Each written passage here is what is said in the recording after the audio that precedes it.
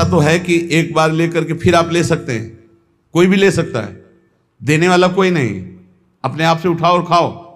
वाह, तो सब अपवित्र हो गया कि नहीं हो गया?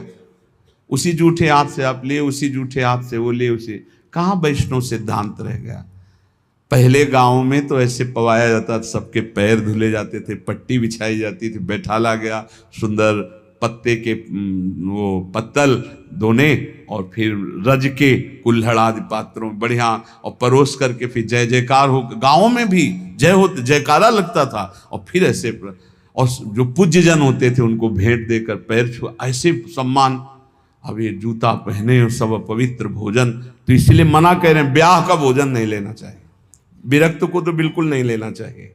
गृहस्थी में अपना देख लो, काम चला लो, उस दिन पेट दर्द कर रहा है ऐसा कह दो, नहीं अपना बोल दे कि भाई आज हमारा पेट खराब है, उल्टी जैसा लग रहा है, अगर इतना भी पाया तो उल्टी हो जाएगी, अगर आप चाहो तो नींबू पानी ले सकते हैं, ऐसे काम चलाना चाहिए। अपनी वैष्णवता पवित्र, अब उन्हीं में लोग मदिरा जिरा प्रिय, उसी से नरक जाओगे। जो दूसरों को सदैव कष्ट ही देता रहता है, जो शास्त्र और धर्म के विरुद्ध चलता है, शास्त्र के अनुसार चलने वालों का उपहास करता है, जो दूसरे की जीविका छीन लेता है, जो द्वेषवश महामहिम गुरुजनों की निंदा में प्रवृत्त होता है, वे सब नरक जाते हैं। जो दाता दान दे रहा है और वो जाकर उसको भड़का के रोक देते हैं, नरक जाएंगे, दाता भी और भड़काने वाला भी। जो पाप कर्म के लिए प्रेरणा देता है, जो अनाथ उनको पीड़ा पहुंचाता है, इन भूतल पर ऐसे लोगों को नरक की प्राप्ति होती है और ये पाप उनको घोर दुख में नरकों में ढकेलते हैं। ब्रह्मण्यम पुण्यमुत्सृज्य ये द्विजा लोभ मोहिता कुकर्म युपजीवंती ते वै निरयगामिना नरकगामी। ध्यान से सुनना, जो ऊंचे कुलों में जन्म लेकर के निम्न आचरण करते हैं, न संध्या है, न बंधन है, न अर्घ देना है, बस मनमानी पापाचरण, सीधे नरक, खिलवाड़ नहीं है। तभी कलयुग ने ब्रह्मा जी से कहा था चिंता मत करो। जैसे बड़े भैया ने सतयुग ने कहा हमारे राज्य में कोई नरक नहीं जाएगा, फिर छोटे भैया त्रेता जी ने कहा कि हमारे राज्य में भी जैसे बड़े भैया का राज्य वैसे ही रहेगा। द्वापर ने कहा आज्ञा पालन की कोशिश करेंगे। तो कलयुग ने कहा ब्रह्मा जी से वचन देते हैं, भूल चूक से कोई स्वर्ग या परम पद चला जाए ना, सीधे नरक भेजेंगे, हाउसफुल, नरक हाउसफुल रहेगा। देख लो ना, यही लक्षण है, जो लक्षण है उनको देखो प्राय। जो लोभ से मोहित होकर परम पवित्र कुलों में जन्म कर होकर के अपने कुल धर्म का त्याग करके पापाचरण करते हैं, ऐसों को नरक की प्राप्ति होती है। जो भगवान को गालियां देते हैं, नास्तिक हैं, इनको नरक की प्राप्ति होती है। जो धर्म की मर्यादा को भंग करते हैं, उनको नरक की प्राप्ति होती है। जो कामी पुरुष दूसरे की स्त्रियों के साथ या कामी दूसरे पुरुषों के साथ, उनको नरक की प्राप्ति होती है। ध्यान दे दे, भारत है, धर्म विधान है। अब आप कह दो कि नहीं कानून नहीं, ये कानून, ये भागवतिक कानून है, भगवान का बनाया हुआ है, तुम्हें भोगना पड़ेगा। होश में सत्संग सुनाने के लिए ये बड़े बड़े शास्त्रों से, महर्षियों से इसीलिए चयन करते हैं कि तुम्हारे और हमारे होश ठीक रहे। ये भारत है, ये धर्म भूमि है, यहां मनमानी आचरण नहीं कि पतिवंचक परपति रति करई, गोस्वामी तुलसीदास जी, रौरव नरक कल्प सत परई, ऐसे पुरुष के लिए भी है। जो दंभ करता है, जो किसी को दान देने की बात कह के पलट जाता है, उसे नरक की प्राप्ति होती है। जो दूसरों की चुगली करता है, जो अभिमान में भर करके दैन्य पुरुषों को सताता है, ऐसे लोग होते हैं। जो झूठ बोलता है बात बात पे, उनको नरक की प्राप्ति होती है। जो अपनी बात कह के सीधे पलट जाता है, जो दूसरों का धन हड़प लेता है, जो दूसरों को निष्कलंक होने पर भी कलंक लगाता है, ऐसे लोगों को नरक की प्राप्ति होती है। जो पराये सुख और संपत्ति को देखकर जलते हैं, जो प्राणियों के प्राण लेने में बड़े सुख का अनुभव करते हैं, तलछा तलछा कर मारते हैं, बहुत निर्दयी लोग हैं, बहुत निर्दयी लोग। ये जलाते हैं पशुओं को, ऐसे पैर बांध दिए, ऊपर ऐसे सरिया डाल के उसमें पैरों में, और नीचे आग लगा दी, धीरे धीरे घंटों में तड़प, अब मुंह बंधा है, आवाज नहीं निकल, तड़प तड़प करो, मर रहे, और वो 4-10 बैठे हंसी मजाक करे, करो करो मजाक करो। यमदूत ऐसे ही बांधेंगे, बिल्कुल ऐसे ही। और वहां यहां एक दिन तुम ऐसा पाप करोगे, वहां सैकड़ों वर्ष उसका भोगना पड़ेगा। जैसे 15-20 मिनट पाप कर ले, कत्ल कर ले, व्यभिचार कर ले, पूरे जीवन जेल में रहना पड़ेगा, फांसी भी हो सकती है। ऐसे ही यहां एक पशु को तुमने जलाया, आनंद लिया, वहां हो सकता है कि एक कल्प तक तुमको जलाया जाए। जैसे यहां एक 15 मिनट का अपराध, आजीवन कारावास। होश में, ये नहीं मानना कि ये नरक स्वर्ग सब व्यर्थ है। जो लोग पराई स्त्री को फुसला के फंसा के दुराचार करते हैं, मार देते हैं, जो लोग कुआं, बगीचा, पोखरा, पौशाला, इन स्थानों को अपवित्र करते हैं व्यभिचार के द्वारा, मलमूत्र त्याग के, मान लो पानी है, पानी में मलमूत्र करना, पानी में व्यभिचार करना, पानी, ऐसों को सीधे नरक मिलता है, सीधे नरक। पोखरे में, कुएं में, बगीचे में जो अपवित्र आचरण करते हैं उनको नरक की प्राप्ति होती है। जो देव स्थानों में दी गई जमीन संपत्ति को हड़प लेते हैं, जो बच्चों को चुरा लेते हैं, शिशु बच्चों को चुरा कर बेचना, या जो अतिथि को भोजन दिए बिना स्वयं भोजन कर लेते हैं, ऐसे लोगों को नरक की प्राप्ति होती है। जो सन्यास का संकल्प लेकर फिर सन्यास आश्रम को कलंकित करते हैं, जो मित्र भाव करके दगा दे देते हैं, ऐसे जितने पुरुष बताए गए ये सब के सब नरकगामी होते हैं।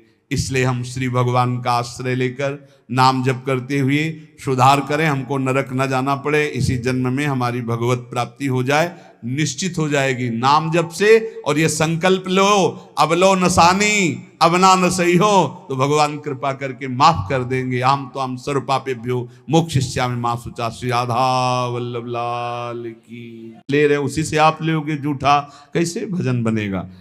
और दूसरा कह रहे हैं कनागत, पितरों का जो पक्ष आता है उसमें जो भिक्षान, पितर श्राद्ध कान, ये निषेध किया गया। ये नहीं, वैसे ब्रजवासी जन देते भी नहीं, मना कर देते, बाबा हमारे यहाँ श्राद्ध है, और वैसे लेना भी नहीं चाहिए, नहीं तो भजन का नाश होता है।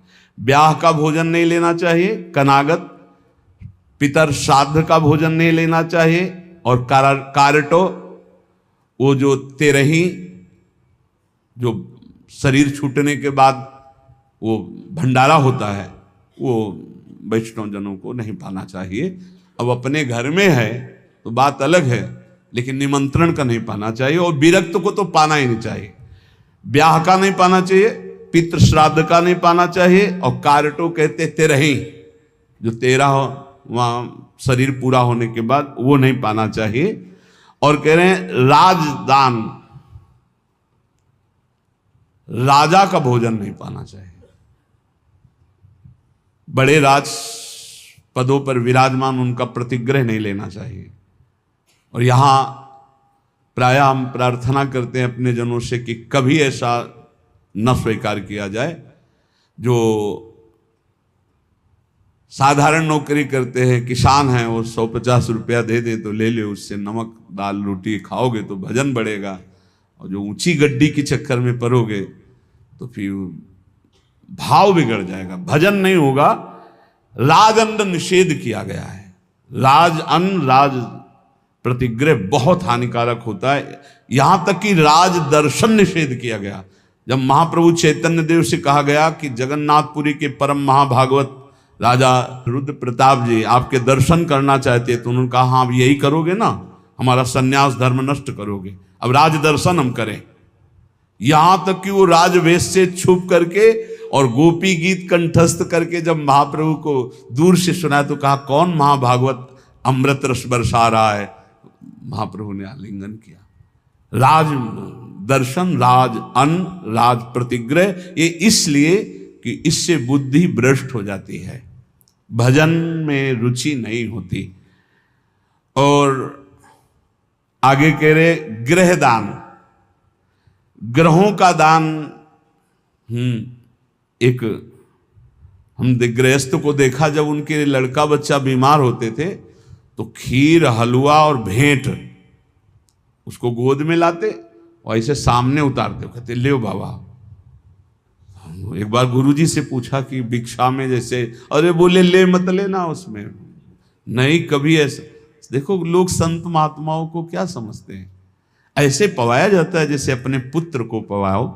तो किस भाव से पवाते हो? बस पुत्र ने पा लिया यही सौभाग्य, संत ने पा लिया सारे अमंगल नष्ट हो गए। इसीलिए बहुत संभल के खान पान करना, जैसे कोई बीमार है उतार के, और ऐसे, या ग्रह नक्षत्रों का दान। बोले होए भजन की हानि, पक्का। ब्याह का, श्राद्ध का, पितृपक्ष का, एकादश श्राद्ध का, 13वीं का, राजन्न का और ग्रहों का दान, भगवत जन इनको गाए तो होए भजन के हानि, पक्का भजन नाश। जो ग्रह नक्षत्रों आदि का नहीं दान पुण्य करते, बहुत होश में। घाट बाट चौपार चुरी देवल हाट मसान, भगवत बसिन सराय में भजन भड़ाई निदान। इतने जगह का भोजन नहीं लेना चाहिए, ऐसी जगह बैठ के भजन नहीं करना चाहिए। बोले घाट में जहां स्त्री पुरुष स्नान कर रहे हो वहां बैठकर भजन नहीं करना चाहिए। भजन नहीं होगा, उपद्रव करेगा, नेत्र चंचल होंगे। जहां स्त्री पुरुष की भीड़ लगी हो, लोग स्नान करते हो, ऐसे स्थानों पे उपासक को नहीं बैठना चाहिए भजन के लिए। जहां से लोग रास्ता बनाए हों वहां नहीं बैठना चाहिए। घाट बाट और चौपार, चौराहे पर नहीं, और देवल मंदिर में बैठकर नहीं, और हाट बाजार में बैठ करके नहीं, और श्मशान में बैठकर नहीं। भगवत रसिक सराय, सराय आदि में जहां बहुत लोग बैठकर संगोष्ठी करते हो वहां नहीं। इससे भाव दूषित हो जाएगा, तुम्हारा भजन नहीं बनेगा। घाट बाट चौपाल चूरी देवल हाट मसान, नदी के किनारे जहां बहुत लोग स्नान कर रहे हो, घाट के और रास्ते में और चौपाल में, चौराहे में, मंदिर में, बाजार में, श्मशान में, सराय आदि में बैठकर भजन नहीं करना चाहिए, क्योंकि भजन भाव इससे दूषित हो जाता है, बिगड़ जाता है। तो भजन कहाँ करे फिर? नदी किनारे गिर शिखर बाग इको सो देखी, भगवत जन बिलमो तहां बाढ़े भजन विषेक। कोई नहीं है, कोई स्नान करने नहीं आता, ऐसे घाट से अलग स्थान पे माताएं बहनें न बैठे। ये विरक्त संतों की बात कही, माताएं बहनें समाज का ही सेवन करें। ऐसी जगह बैठे जहां लोग आ जा रहे हैं, ऐसी जगह बैठे जहां 4 लोग बैठे हुए हैं। एकांत ऐसे स्थानों में ना ये सूत्र स्वीकार करें। नदी किनारे बहुत दूर एकांत में जहां जन साधारण लोग न जाते हो, गिरि शिखर पहाड़ के किसी एकांतिक चोटी पर बैठकर, या किसी एकांतिक बाग में, या किसी एकांत स्थान में जहां लोगों का ठहरना बैठना आना जाना नहीं है, ऐसे स्थान पर बैठकर चित्त को प्रभु में लगाए तो भजन विशेष बढ़ता है। नदी किनारे गिर शिखर बाग को सो देख, भगवत जन बिलमो तहां बाढ़े भजन विशेष। श्री भगवत ऋषिक जी महाराज कह रहे हैं ऐसी जगह भजन बढ़ता है। और सबसे ज्यादा भजन की वृत्ति आती है भगवान के प्रेमी जनों के संग में बैठकर। एक बार की गौशाला में भजन करे तो इतना संगम में करे, फिर लिखा था गुरु चरणों के समीप भजन करे तो अनंत गुना फल मिलता है। तो गुरु चरणों की समीपता का क्या मतलब है? अपने गुरुदेव की पादुका, अपने गुरुदेव की आपने श्री सीताराम ओंकारनाथ जी को देखा, छाती में बांधे थे अपने गुरु जी की पादुका। ये निरंतर गुरु का सानिध्य है। गुरु चरण पादुका साक्षात गुरु जी। जब भरत जी ने कहा कि प्रभु हम सब तो आए हैं आपका अभिषेक करने के लिए, आप जैसी आज्ञा करें, तो भगवान ने कहा भरत जैसा तुम कह दोगे। जब सारा भार भरत जी के ऊपर डाल दिया तो भरत जी ने कहा जे विधि प्रभु प्रसन्न मन होई, करुणा सागर कीजिए सोई। प्रभु जिस प्रकार आपका मन प्रसन्न हो वही कीजिए, ऐसा नहीं आपका मन जिस प्रकार। तो भगवान ने कहा हम तो यही चाहते अपने पिता की आज्ञा का पालन करूं। तो बोले प्रभु जीने का सहारा दे दीजिए। तो भगवान ने पादुका 14 वर्ष तक पादुका को सिंहासन में विराजमान कर पूर्ण राज्य शासन आज्ञा मांगकर करते थे। ऐसे गुरुचरण चिन्ह गुरुचरण पादुका का सानिध्य और निरंतर भजन तो अनंत गुना फल प्रदान करता है। जो उपासक अपने गुरुदेव या भगवत भक्तों को सबसे बड़ा मानता है त्रिभुवन में, उसी का भजन सिद्ध होता है। ये भी बात समझ लो। भजन न करने वाले के हृदय में दुनिया का प्रपंच आता है। नहीं तो गुरु जब मत्ता परतरम नान्यत किंचित अस्ति धनंजय, मेरे सिवा कोई है ही नहीं, तो गुरु तो साक्षात परब्रह्म है ही। को कहे अवनी बड़ी, भगवत ऋषि जी कह रहे, कोई कहता है कि संसार में सबसे बड़ी भूमि है, पृथ्वी सबसे बड़ी है। तो कोई कहता है नहीं, पृथ्वी से बड़ा तासु दूनो समुद्र पुनी, पृथ्वी से बड़ी समुद्र है, पृथ्वी से बड़ा, क्योंकि पृथ्वी से कई गुना बढ़कर जल है, तो समुद्र बड़ा है। तो बोले सो अंजुलि भरी लियो ताई सोख्यो अगस्त मुनि, बोले समुद्र से बढ़कर अगस्त मुनि है, क्योंकि अंजुलि में रख के समुद्र को पी गए। तो बोले अगस्त भी तो आकाश में एक तारे की जगह है। नव अगस्त को बास छिपे उद्योत भानु के, जब सूर्य प्रकट होता है तो उनका टिमटिमाना भी नहीं दिखाई देता, आकाश में विराजमान है अगस्त। पृथ्वी से बड़ा समुद्र, समुद्र से बड़े अगस्त जी, क्योंकि अंजुलि में पी लिया अगस्त जी आकाश में।